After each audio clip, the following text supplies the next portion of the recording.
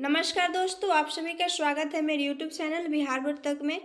दोस्तों आज हम लोग पढ़ेंगे जियोग्राफी का क्लास 5 हम लोग देख चुके हैं। क्लास 5 में हम लोग साइरस के बारे में चर्चा किए थे, ध्रुव तारा और हैंटर तारामंडल ये सब के बारे में चर्चा किए थे, ठीक है।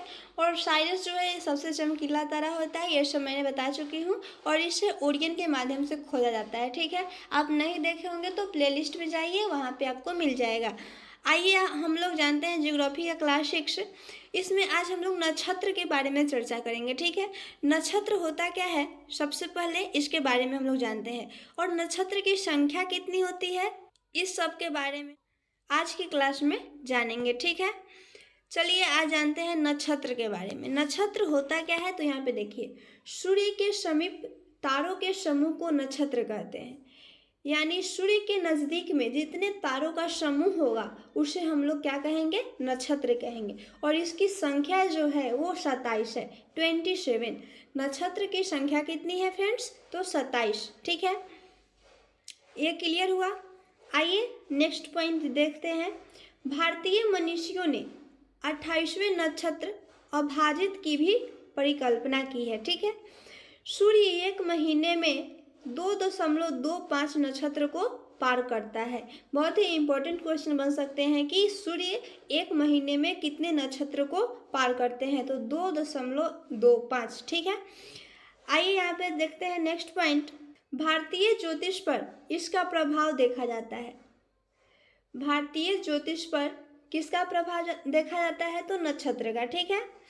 कुछ प्रमुख नक्षत्र के नाम दिए गए हैं, यहाँ पे मौजूद है, देखिए आप। चित्रा, हस्त, विशाखा, श्रवण, घनिष्ठा, माघा, अद्रा, अनुराधा, रोहिणी आदि आदि ऐसे 27 नक्षत्र है, ठीक है। अब हम लोग जानेंगे ब्रह्मांड की उत्पत्ति का सिद्धांत। ब्रह्मांड की उत्पत्ति का सिद्धांत के बारे में थोड़ा सा यहाँ पे जानिए। बेल्जियम के पादरी जॉर्ज लेमेंतेरे ने, बेल्जियम में एक पादरी थे जिनका नाम है जॉर्ज लेमेंतेरे। यहाँ पे आप नाम देख रहे हैं, जॉर्ज लेमेंतेरे क्या किए थे, महाविस्फोट का सिद्धांत दिया था। यहाँ पे एक क्वेश्चन इंपॉर्टेंट बन सकता है कि महाविस्फोट यानी बिग बैंग, महाविस्फोट का थ्योरी यानी महाविस्फोट का सिद्धांत किसने दिया था, तो बेल्जियम के पादरी जॉर्ज लेमेंतेरे ने, ठीक है। नाम भी बहुत ही गजब है, जॉर्ज लेमेंतेरे, ये आपको हमेशा याद रहेगा। ये बिग बैंग का सिद्धांत दिया था कौन, जॉर्ज लेमेंतेरे। बहुत ही इंपॉर्टेंट क्वेश्चन बन सकते हैं यहाँ पे, ठीक है। अब यहाँ पे देखिए इनके अनुसार, किनके अनुसार, तो जॉर्ज लेमेंतेरे के अनुसार 15 बिलियन वर्ष पहले एक अति उच्च घनत्व वाला तारों में महाविस्फोट हुआ था। इसी विस्फोट के फलस्वरूप कई आवेशित कण जैसे इलेक्ट्रॉन, प्रोटॉन और न्यूट्रॉन इत्यादि का निर्माण हुआ, ठीक है। इसी विस्फोट के बाद से स्पेस का निर्माण हुआ तथा समय की गणना प्रारंभ हुई, ठीक है। तो समय की गणना कब से प्रारंभ हुई, तो विस्फोट के बाद, ठीक है। ये समझ गए आप ब्रह्मांड के उत्पत्ति का सिद्धांत। ब्रह्मांड की उत्पत्ति का सिद्धांत किसने दिया था, तो बेल्जियम के पादरी कौन थे, जॉर्ज लेमेंतेरे ने, ठीक है। चलिए आइए यहाँ पे जानते हैं।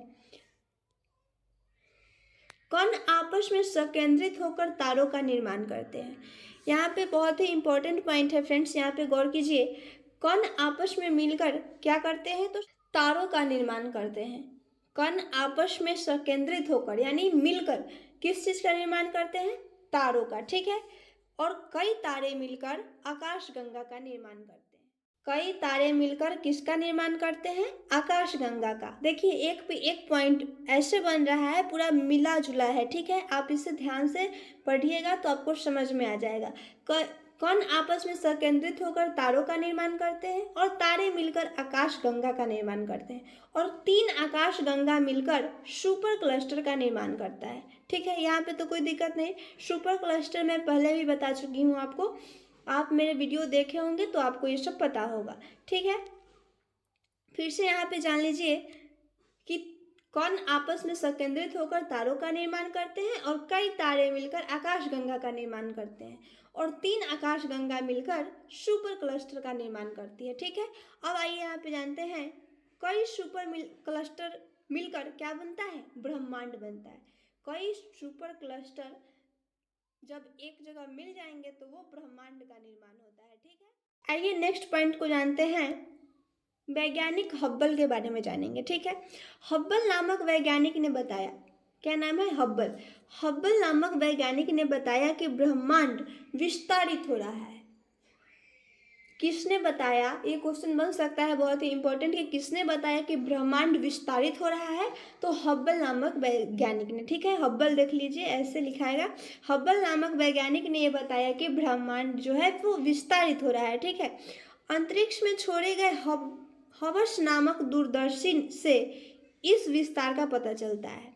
हब्बल नामक जो वैज्ञानिक है उन्हीं के नाम से मिलता जुलता हबस नामक, हबस देखिए यहाँ पे, हबस नामक दूरदर्शी का एक नाम है जिसका नाम है हबस, उसी के द्वारा पता लगाया जा रहा था कि ब्रह्मांड का विस्तार हो रहा है। ठीक है, उन्होंने आकाशगंगाओं के बीच बढ़ रही दूरी के आधार पर सिद्ध किया।